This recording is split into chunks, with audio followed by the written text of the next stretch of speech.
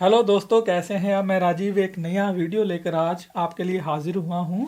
आज के वीडियो में हम बात करेंगे कि न्यूजीलैंड का जो वर्क परमिट है वो कितनी प्रकार का होता है, और अगर आप न्यूजीलैंड आना चाहते हैं तो आप कौन से वर्क परमिट के थ्रू आ सकते हैं। ये आपके ये क्वेश्चन हैं वो क्लियर कर देगा।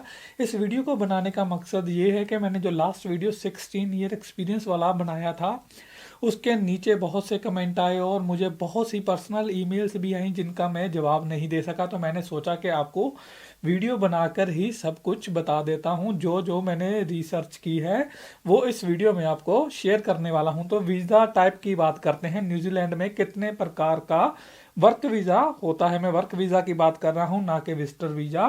तो सबसे पहला नंबर आता है वर्किंग हॉलीडे वीज़ा।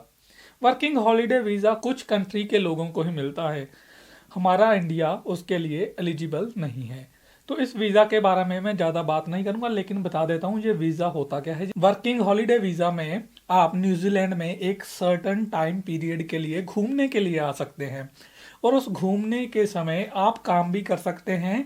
इस हॉलीडे जो वर्किंग हॉलीडे वीज़ा है इसमें एक एज जो है वो लिमिट रहती है। अगर आप 30 साल से कम हैं तो ही न्यूजीलैंड में आ सकते हैं। लेकिन ये मोस्टली जो है यूरोप की कंट्रियां हैं या फिर कुछ एशियन कंट्री जो कि अच्छी अच्छी कंट्री हैं, जैसे जापान हो गया या कोरिया है, शायद मलेशिया भी है इसके अंदर। तो ऐसी कंट्री के जो यंगस्टर्स हैं जब वो न्यूजीलैंड घूमने आते हैं तो वो साथ में काम भी कर सकते हैं। तो इस कैटेगरी के बारे में ज़्यादा बात नहीं करेंगे क्योंकि हमारा इंडियन जो है इसके लिए एलिजिबल नहीं है। तो दूसरे नंबर पे आती है जो वो है skilled migrant work visa category. ये कैटेगरी जो है ये पॉइंट सिस्टम के बेसिस पे है। इसके लिए आपको जॉब ऑफर लेटर चाहिए। इसके लिए आपको हाईली स्किल्ड होना पड़ता है। ये जो मोस्टली है ना, जैसे डॉक्टर्स हो गए, इंजीनियर्स हो गए, नर्सेस हो गई या फिर डेंटिस्ट हो गए, जो कि हाईली क्वालिफाइड हैं, उनके लिए ये स्किल्ड माइग्रेंट कैटेगरी है। और इसके लिए आपको 160 पॉइंट हैं जो अर्जित करने होते हैं। अगर आपको इसकी डिटेल के बारे में जानना है तो इसके लिए पूरा एक वीडियो लगेगा। मैं इस वीडियो में पूरी डिटेल में नहीं बता सकता, तो मैं आपको जो मेन पॉइंट्स हैं वो ही बताऊंगा। डिटेल में अगर आपको जानना है तो आप न्यूजीलैंड की जो इमिग्रेशन की वेबसाइट है नीचे मैं दे दूंगा, उस पर जाकर आप जान सकते हैं। और अगर आपका कोई पर्सनल क्वेश्चन है तो मेरे को आप ईमेल करके भी उसके बारे में पूछ सकते हैं। अगर आपको इस कैटेगरी में, ये सबसे अच्छी कैटेगरी है, अगर आपको इस कैटेगरी में जॉब ऑफर लेटर मिल जाती है, जॉब मिल जाती है, जितने पैसे इमिग्रेशन की रिक्वायरमेंट है उस जॉब के लिए आपको मिल जाते हैं, आपको सैलरी उतनी मिल जाती है, तो ये कैटेगरी में आपकी जो परमानेंट रेजिडेंसी है न्यूजीलैंड में वो श्योर है। लेकिन इसके लिए ये सिर्फ हाईली स्किल्ड लोगों के लिए है। अगर आप बहुत ज़्यादा किसी स्किलफुल जॉब में हैं या आप अपना काम कर रहे हैं तो इस कैटेगरी में आप तभी आ सकते हैं। उसके लिए आपको 160 पॉइंट पूरे करने होंगे। तो अब बढ़ते हैं वीज़ा नंबर 3 की ओर। ये है जी पोस्ट एजुकेशन वीज़ा। अगर आप न्यूजीलैंड में स्टडी करते हैं तो ये मेरे पे लागू हुआ था। अब तो मैं न्यूजीलैंड का सिटीजन हूँ, लेकिन ये हम पे लागू हुआ था। समय समय पर ये रूल्स बदलते रहते हैं। तब मिलता था 1 साल का वीज़ा। अब अप टू 3 इयर्स का जो पोस्ट स्टडी, जैसे ही आपकी एजुकेशन ख़त्म होगी, अगर आपने लेवल 7 या लेवल 8 यहाँ पे किया है तो आपको 3 साल तक अप टू 3 इयर्स जो वर्क परमिट मिलता है उसमें आप काम कर सकते हैं। आपने जो स्टडी की है उसके रिलेटेड अगर आप जॉब ढूंढ लेते हैं उतना ही वेतन, जो कि न्यूजीलैंड की वेबसाइट पे जाइएगा आपको हर एक चीज़ का वहाँ पे ब्यौरा मिल जाएगा।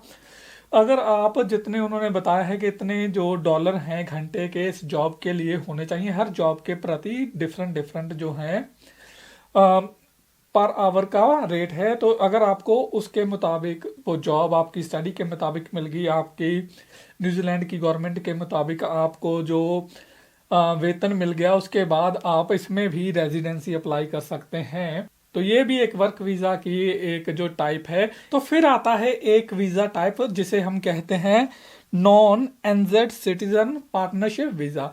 इस वीज़ा में अगर जैसे आप न्यूजीलैंड के सिटीजन नहीं हैं, अगर आपका पार्टनर, आपकी वाइफ, आपके हस्बैंड जो आना चाहते हैं आपके साथ आ सकते हैं। इसके लिए क्या है, कुछ रिक्वायरमेंट्स हैं, काफ़ी कॉम्प्लिकेटेड है। इसमें तो मैं आपको साधारण सा बता रहा हूँ, क्योंकि अगर आप किसी भी कैटेगरी में यहाँ पे वर्क वीज़ा पे हैं तो हर कैटेगरी के लिए डिफरेंट टाइप ऑफ जो रिक्वायरमेंट्स हैं न्यूजीलैंड की इमिग्रेशन की। तो जो जर्नल है आप आ सकते हैं, उसके लिए आपको जो रिक्वायरमेंट्स पूरी करनी होंगी, जो कि न्यूजीलैंड में अगर आप शायद 7 या 8 लेवल की जो स्टडी कर रहे हैं उनके वर्क परमिट के पार्टनर जो आ सकते हैं, अपने पार्टनर को ड्यूरिंग द स्टडी वो हेल्प कर सकते हैं काम करके, उनको ओपन जो वर्क परमिट मिलेगा। अब जो नेक्स्ट वीज़ा आता है वो आता है स्पेसिफिक पर्पस वीज़ा। इस वीज़ा के अंडर भी कुछ लोग आते हैं लेकिन बहुत ज़्यादा नहीं आते हैं। स्पेसिफिक पर्पस वीज़ा के अंडर जैसे कोई सिंगर आ रहा है इंडिया से, या फिर कोई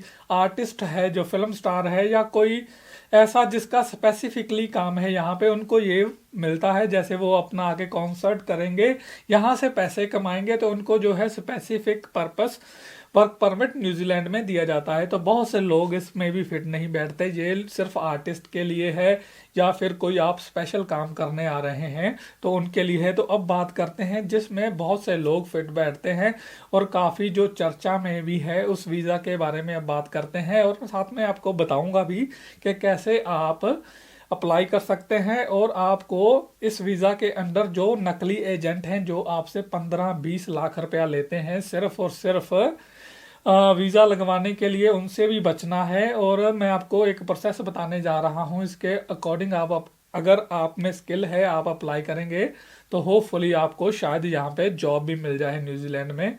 तो इस वीज़े का नाम है जी एक्रीडेटेड एम्प्लॉयर वर्क वीज़ा। तो ये वीज़ा काफ़ी पॉपुलर है। इस वीज़ा के थ्रू मेरे बहुत से फ्रेंड जो हैं न्यूजीलैंड में आए भी हुए हैं, तो मैंने उनसे बात भी की है जो जेन्युइन आए हैं। कुछ लोग पैसे देके भी बेचारे आए हैं। मैं आपको बता दूं न्यूजीलैंड में काम काफ़ी हार्ड है। इसमें एम्प्लॉयर को क्या करना होता है, एम्प्लॉयर आपको इनवाइट कर सकता है न्यूजीलैंड में काम करने के लिए। उसके लिए सबसे पहले तो एम्प्लॉयर को न्यूजीलैंड जो मार्केट है इसमें जॉब है वो देनी होती है, लोगों को बताना होता है कि उसको जो है एम्प्लॉय चाहिए। उसके लिए जब यहाँ के लोग अप्लाई करते हैं न्यूजीलैंड के, क्योंकि न्यूजीलैंड जो है न्यूजीलैंड के लोगों को जॉब्स के लिए पहल देता है, उसके बाद अगर उसको न्यूजीलैंड का कोई भी आदमी उस जॉब के लिए अवेलेबल नहीं मिलता तो वो बाहर जो विदेश से है लोगों को हायर कर सकता है उस जॉब के लिए। पहले तो इस जॉब के लिए 27.50 या 60 समथिंग 1 आवर का मिनिमम न्यूजीलैंड डॉलर वेज था। अब शायद बढ़ गया होगा, मैं कंफर्म कर दूंगा अभी, क्योंकि जो मैंने लास्ट रिसर्च की थी तब इतना था। तो इसके लिए उसको आपको मैं कहूँगा कि स्पेसिफिक जो अमाउंट है पर आवर के हिसाब से आपको देनी होती है अगर आपकी जॉब जो है एक्सेप्ट हो जाती है। तो इसमें क्या है, पहले एम्प्लॉयर को अपना पार्ट अदा करना होता है, उसके बाद ही इमिग्रेशन उसको अलाउ करती है बाहर की कंट्री से वीज़ा जो है वो लगवा के अपना एम्प्लॉय हायर कर सके। तो इस कैटेगरी के अंडर न्यूजीलैंड में बहुत से लोग जो पिछले साल आए, बाद में बहुत सी शिकायतें भी हुई। इन शिकायतों की वजह से इमिग्रेशन थोड़ी सी टाइट होगी, क्योंकि रिसेंटली मुझे पता चला कि इमिग्रेशन ने जो इस कैटेगरी के अंडर पार्टनर वीज़ा था वो बंद कर दिया है, लेकिन वो अब देते हैं। उसके लिए उन्होंने शर्तें रखती हैं कि आपका जो वेज है काफ़ी हाई होना चाहिए, ऐसी ऐसी काफ़ी शर्तें उसमें रख दी हैं। हम उसमें नहीं जाएंगे, हम जो है जनरल बात करेंगे, नहीं तो वीडियो बहुत लंबा हो जाएगा।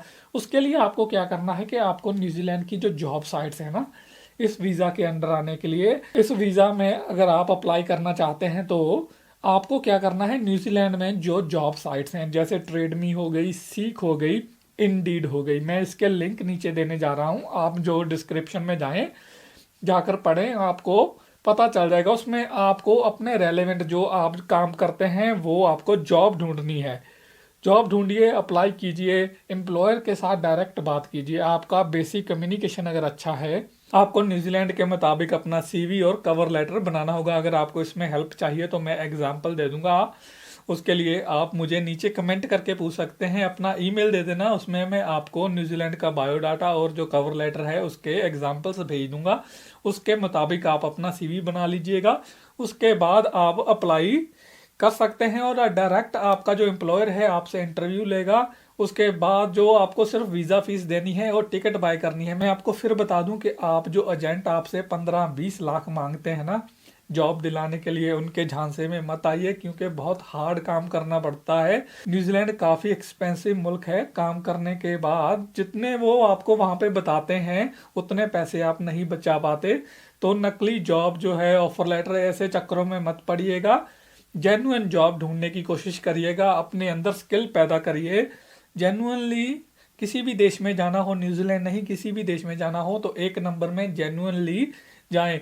और बहुत से जो लोग हैं ना यूट्यूब पे, वो दूसरे देशों में रहते हैं, कुछ इंडिया में ही रहते हैं, वो न्यूजीलैंड के प्रति जो है वीडियो बना रहे हैं। उन वीडियो से भी आपको बचना है, क्योंकि जो मैं वीडियो बना रहा हूँ, मैं न्यूजीलैंड में रहता हूँ, मैंने अपने दोस्तों से बात की, मैंने न्यूजीलैंड की वेबसाइट पे जाके रिसर्च की ताकि किसी की जेन्युइन हेल्प हो सके, इसीलिए मैंने ये वीडियो बनाई है। तो मैंने आज डिस्कस किया है कि कौन कौन से जो वीज़ा टाइप हैं और आप कौन सी वीज़ा कैटेगरी में न्यूजीलैंड में आ सकते हैं। ये जो एक्रीडेटेड एम्प्लॉयर वीज़ा है ना, ये अप टू 3 इयर्स का आपको मिलता है।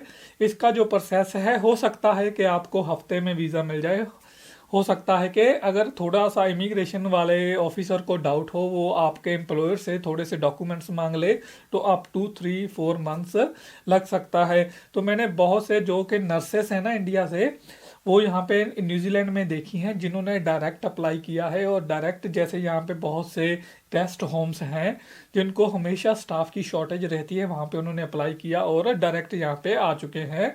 और कुछ साउथ इंडिया के जो लोग हैं जो कि काफ़ी एजुकेटेड होते हैं, वो भी मैंने यहाँ पे देखे हैं जो कि इस कैटेगरी के थ्रू आए हैं। तो ये कैटेगरी इस समय जो है न्यूजीलैंड की बेस्ट कैटेगरी है।